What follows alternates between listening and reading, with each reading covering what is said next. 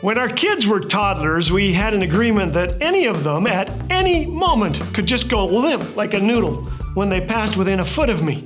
It was my job as dad to catch them before they crashed to the floor or the sidewalk or into a neighbor's flower bed. This was great fun for all of us, for a time. Sadly, they thought this agreement lasted for life, so now that they've surpassed my height, they sometimes play noodle, which is a big bundle of laughs for everyone but me.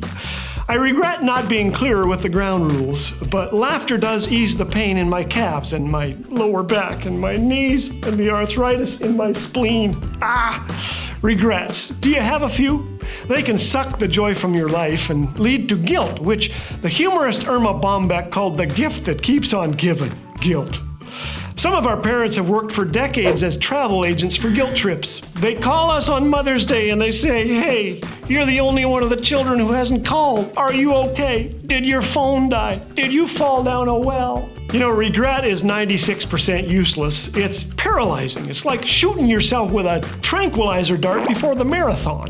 But we can all learn from our regrets and from the regrets of those around us. As they say, some people are here merely to serve as a warning for others. I've had regrets as a parent. If you're a mom or a dad, you are exhausted 92% of the time. And I think 14% of parenting is saying, "Hey, you guys, where did you put your shoes? Let's go." The other 86% is just wondering, when can I lie down? When can I lie down? Our kids are gone now, so I found time to sit down and write these words. If I could raise my kids again, I wouldn't be so uptight this time. I'd let them jump on beds in hotels and grab the cat by the tail. That way they'd figure out a little bit sooner how life works. If I could raise my kids again, I'd be a little goofier next time. I'd stand on chairs in our kitchen and play the harmonica with my nose. It doesn't work. I'd teach them to give by giving, to love by loving. They'd see me on my knees a little more often, not just looking for the remote control, but praying. I wouldn't be so quick to sign up for the rat race. I'd buy a bigger library and a smaller TV. I'd place more importance on good character than good grades. As it is, I'm glad I talked to them early about God and money and whatever they wanted to talk about. Whatever at all. I'm glad I spent lots of money on vacations and took them to church. But if I could raise my kids again, I think I'd be better at it this time. I'd say, "I love you" more often. I'd check my watch less often. I'd let them catch me reading the Bible more often and smooching their mother. The doctor tells me it's not about to happen. We're not going to be having children anytime soon. He says, "Hey, go practice these things on your grandkids." Do you want a guaranteed formula to help you say goodbye to regret and learn to laugh again? Here are 3 simple steps to take. First, look back with thanksgiving. In Psalm 77, the writer is downcast but begins to reflect on the things that God has done.